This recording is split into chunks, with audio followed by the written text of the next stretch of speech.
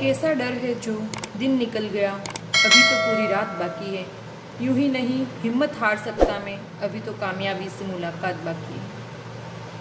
इंसान को कामयाब होने के लिए हर क्षण मेहनत की ओर कदम बढ़ाना पड़ता है। मैं किरण अपने YouTube चैनल साहित्यिक सोचों में एक बार फिर से आपके लिए एक नया टॉपिक लेके आई हूँ। अभी तक हमने देखा, हम संज्ञा पढ़ रहे थे। संज्ञा के भेदों की पहचान के लिए हमने एक सारणी बनाई थी। उसके बाद हम अभी तक व्यक्तिवाचक, जातिवाचक संज्ञा पढ़ चुके हैं,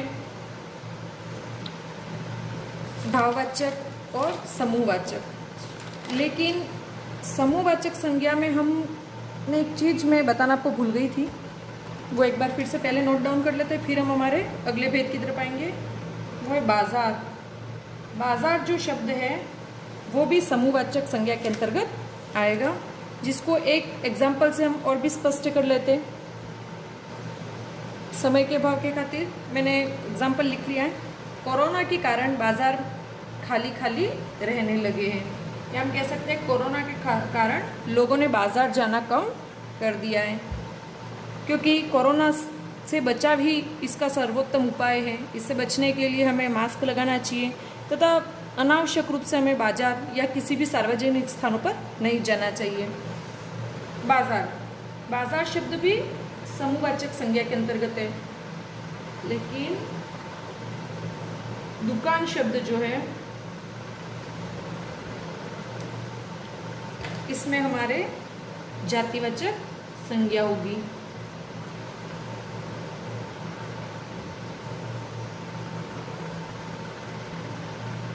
बाजार समूहवाचक तथा दुकान शब्द हमारे जातिवाचक। क्यों? क्योंकि मैंने कल आपको बताया था समूहवाचक की पहचान क्या होती है। समूहवाचक की पहचान यही है कि किसी एक ही जाति या वर्ग के एक से अधिक वस्तुओं का जो बोध कराते हैं।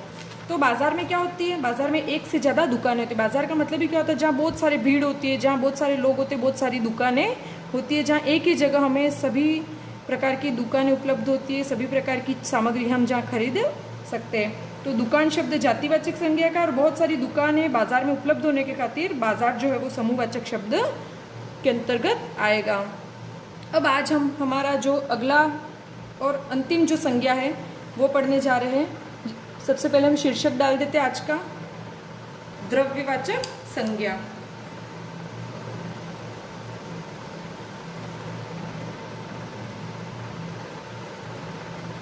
अब हमेशा हर संज्ञा टॉपिक के बाद थोड़ा सा स्पेस खाली रखना। जैसे जैसे कुछ नए शब्द कभी कभी क्या बाद में ध्यान आते हैं, तो वो हम वहाँ पर आराम से लिख सकते हैं। और जैसे ही संज्ञा ये समाप्त होती है उसके बाद एक पेपर बनाऊंगी जिसमें परीक्षा की दृष्टि से, कॉम्पिटिटिव एग्जाम की दृष्टि से महत्वपूर्ण प्रश्न और उनके उत्तर हम देखेंगे। तो चलो शुरू करते हैं। द्रव्यमान संज्ञा, इसकी परिभाषा है, जो संज्ञा शब्द किसी धातु, द्रव्य अर्थात तरल या पदार्थ का बोध कराते हैं वे द्रव्यवाचक संज्ञा शब्द कहलाते हैं। अब द्रव्यवाचक संज्ञा शब्दों की पहचान कैसे की जाए? तो इसकी पहचान का सीधा सा तरीका है कि जिन वस्तुओं को हम नापते हैं या तोला जाए, जिनको हम गिन नहीं सकते, वो सभी किसके अंतर्गत आएंगे? द्रव्यवाचक संज्ञा के अंतर्गत। नोट में हम लिख देते हैं, जिन वस्तुओं को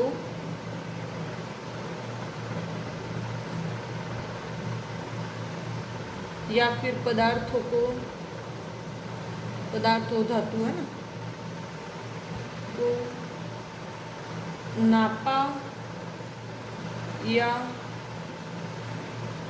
तोला जाए, पुस्तक में लिख दे, गिना ना जा सके या जिनकी गिनती नहीं की जा सकती हो, वे द्रव्यवाचक संज्ञा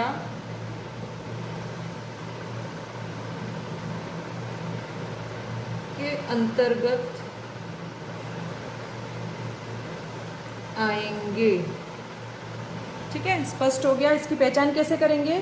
तो जो भी शब्द हो उस शब्द को देखना कि उसको बाजार से खरीदते समय हम उसको नाप या तोल करके लेते हैं या फिर हम उसको संख्यात्मक आधार पर गिन के हम उसको खरीदते हैं, इससे पता चल जाएगा। अब द्रव्यवाचक जो संज्ञा है उसको हम 3 प्रकार से इसमें शब्दों को बांट सकते हैं। द्रव्यवाचक संज्ञा शब्द, हमने परिभाषा में बोला धातु, द्रव्य और पदार्थ, है ना। तो इनको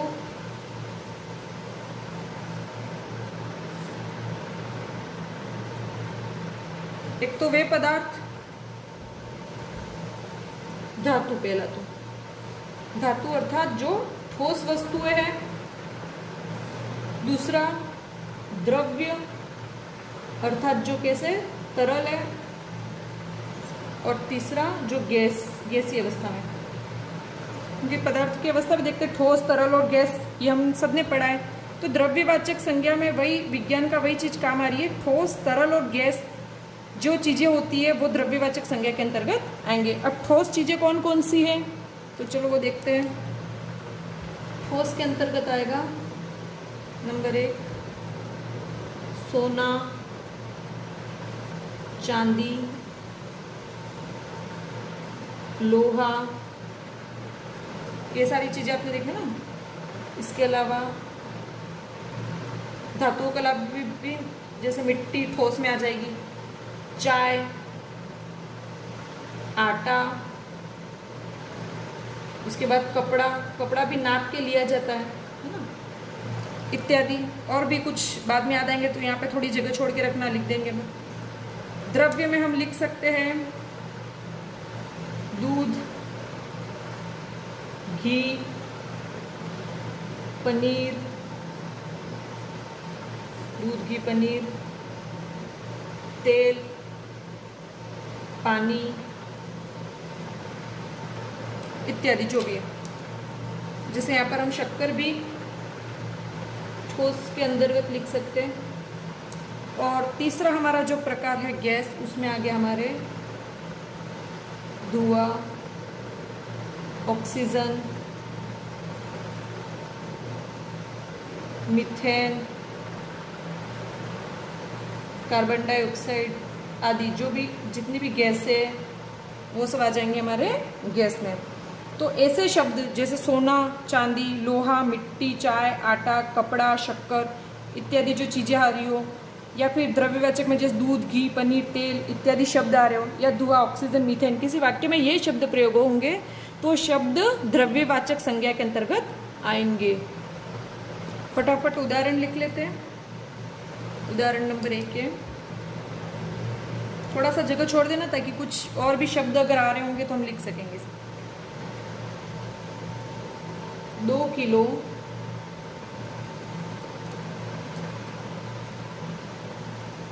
आटा दीजिए। आटा हमेशा तोल के लिया जाता है ना, इसलिए हमने लिखा 2 किलो आटा दीजिए। तो ये जो शब्द आटा शब्द है यहाँ, इसमें द्रव्यवाचक संज्ञा हो गई। दूसरा है यह अंगूठी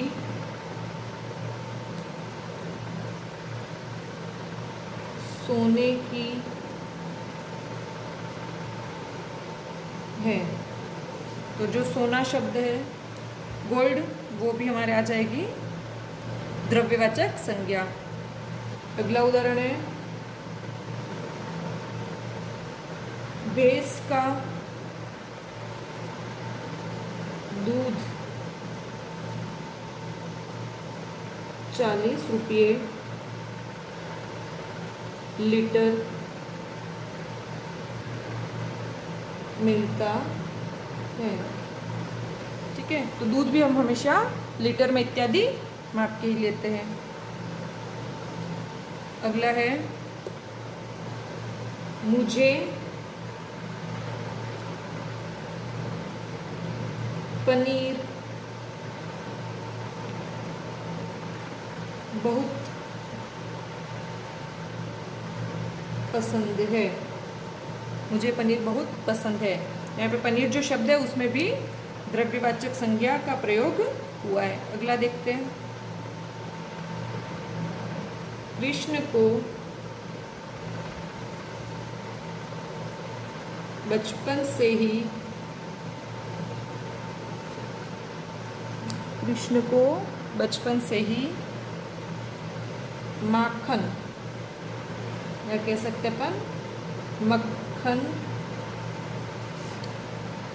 तो यहाँ पे हम द्रव्यवाचक संज्ञा के अंतर्गत इसको लिखेंगे, तरल पदार्थों में इसको लिखेंगे मक्खन, भी इसके अंतर्गत आएगा। अति प्रिय था, इसीलिए तो इनको माखन चोर कहते ना, कि वो माखन चुरा चुरा के खाते थे। अगला उदाहरण देखें। मुझे 3 सेर